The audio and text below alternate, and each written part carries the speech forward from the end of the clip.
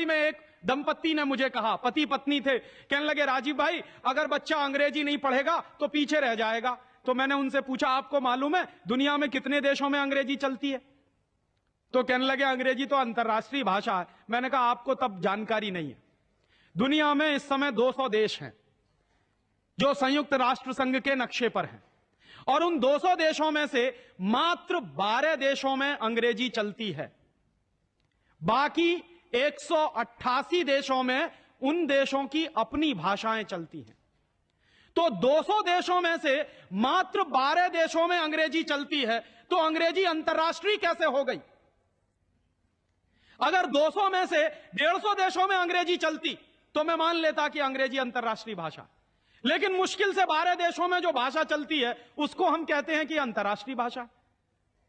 और दूसरी बात, उसी दंपत्ति ने कहा कि राजीव भाई अंग्रेजी बहुत समृद्ध भाषा है, बहुत रिच लैंग्वेज है। जो शब्द उन्होंने इस्तेमाल किया, रिच लैंग्वेज माने समृद्ध भाषा।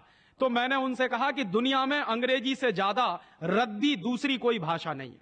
बिल्कुल ठीक। क्यों? उसका कारण है जानते हैं क्या है? अंग्रेजी में चाचा, मामा, ताऊ, मौसा, फूफा सब अंकल, और काकी, ताई, मौसी और सब आंटी।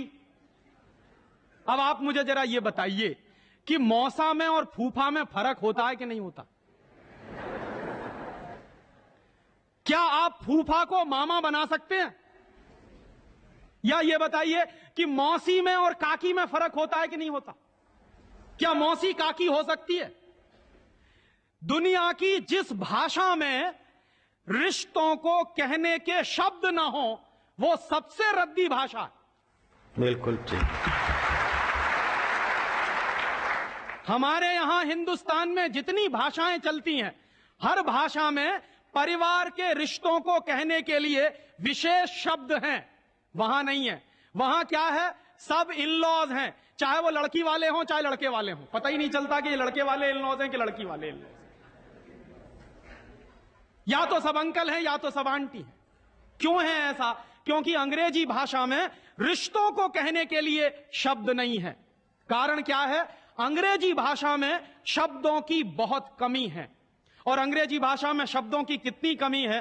अगर मूल रूप से देखा जाए तो अंग्रेजी भाषा में मात्र 2600 शब्द हैं कुल मिला के।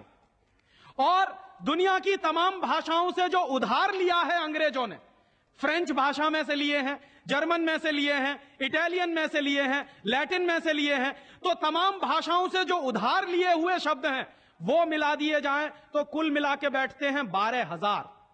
अंग्रेजी के मूल शब्द हैं 2600 और बाकी के शब्दों को मिला दें तो कुल बैठते हैं 12,000। अब आप हिसाब लगाइए, अंग्रेजी में कुल मिला के 12,000 शब्द हैं। गुजराती में आपको मालूम है कितने शब्द हैं? गुजराती भाषा में 40,000 से ज्यादा शब्द हैं। अब आप मुझे यह बताइए कि अंग्रेजी बड़ी हुई कि गुजराती? तो काहे को नहीं पढ़ाते अपने बच्चों को गुजराती में?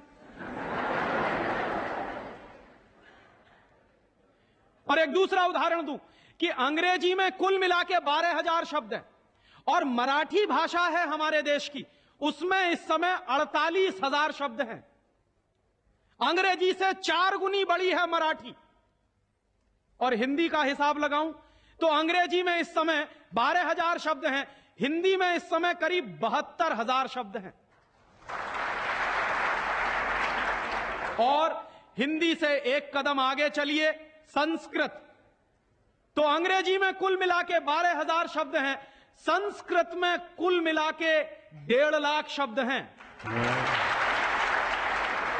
और संस्कृत से एक सीढ़ी और ऊपर चढ़िए, प्राकृत, जिसको हम सब भूल गए।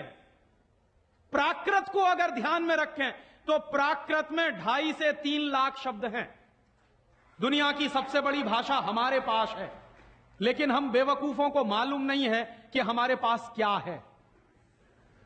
हम पढ़े लिखे इडियट हैं, अंग्रेजी में कहें तो भाग रहे हैं एक ऐसी भाषा के पीछे जिसमें मात्र 12,000 शब्द हैं और अपनी भाषाएं छोड़ते चले जा रहे हैं। और ये जो भाषा की गुलामी होती है, ये बहुत खतरनाक होती है। जो आदमी अपनी भाषा बदल सकता है, वो किसी दिन अपनी मां भी बदल सकता। और ये मैं बहुत गंभीर बात कह रहा हूं। आपको कुछ दिन के बाद इस देश में कॉन्वेंट्स में से पढ़कर निकले हुए बच्चे ये कहते मिलेंगे कि वो कहते हैं ना, कॉन्वेंट के बच्चे, उनको तो हर चीज इंपोर्टेड चाहिए। Imported car, imported pen, imported pencil, imported television, imported refrigerator. अभी कुछ दिन के बाद कहेंगे कि अब हमको इंपोर्टेड मम्मी पप्पा भी चाहिए, क्योंकि आपकी शक्ल उनको अच्छी नहीं लगने वाली। वो तो जो भाषा पढ़ रहे हैं उसके संस्कार ले रहे हैं। तो अंग्रेजी पढ़ रहे हैं तो अंग्रेजी के संस्कार ले रहे हैं, और अंग्रेजी के संस्कार तो अंग्रेजियत के संस्कार है, और अंग्रेजियत के संस्कार में तो मां और बाप की इज्जत करने की बात उनको कभी सिखाई नहीं गई है। वो तो आपको भी 2 कौड़ी का मान के फेंक देने वाले। और दुर्भाग्य से यही होता है। कॉन्वेंट स्कूल से निकले हुए बच्चे जितनी गाली अपनी मातृभाषा को देते हैं, अपनी संस्कृति को देते हैं, अपने परिवार को देते हैं, उतनी शायद कोई नहीं देता। तो मैकॉले जो कहा करता था, वो बात आज हमको दिखाई देती है कि कॉन्वेंट में पढ़कर निकलेंगे बच्चे तो ये शरीर से हिंदुस्तानी होंगे, दिमाग से अंग्रेज होंगे। और इसी के संबंध में एक आखिरी बात उसने और कही थी कि ये जो भाषा की गुलामी होती है, ये आदमी के स्वतंत्र चिंतन को रोक देती है। अगर आपको मौलिक चिंतन करना है, अगर आपको स्वस्थ चिंतन करना है, और ऐसा चिंतन करना है जिसमें से कुछ नई रचना हो, तो वो आप अपनी मातृभाषा में ही कर सकते हैं। दुनिया में मातृभाषा में पढ़कर बड़े बड़े वैज्ञानिक पैदा हुए हैं। हम लोग, अक्सर मैं लोगों को कहता हूं कि जो लोग कॉन्वेंट के पीछे पागल हैं, उनको मैं अभी ताजा ताजा उदाहरण देता हूं। हिंदुस्तान में एक वैज्ञानिक है, उसका नाम है डॉक्टर एपीजे कलाम। डॉक्टर एपीजे कलाम को इस साल भारत रत्न मिला है, और डॉक्टर एपीजे कलाम हिंदुस्तान के जिंदा रहने वाले वैज्ञानिकों में इस समय सबसे ऊपर के व्यक्ति हैं। आपको मालूम है, डॉक्टर कलाम की पूरी शिक्षा तमिल में हुई है, अंग्रेजी उन्होंने पढ़ी नहीं है। बहुत वर्षों के बाद उन्होंने थोड़ी अंग्रेजी पढ़ी है काम चलाने के लिए। बचपन से उनकी पूरी शिक्षा उनकी मातृभाषा में हुई है। वो तमिल अच्छी जानते हैं, मलयालम अच्छी जानते हैं, और हिंदुस्तान में आज वो सबसे ऊंची श्रेणी के वैज्ञानिक हैं जिनको भारत रत्न मिला।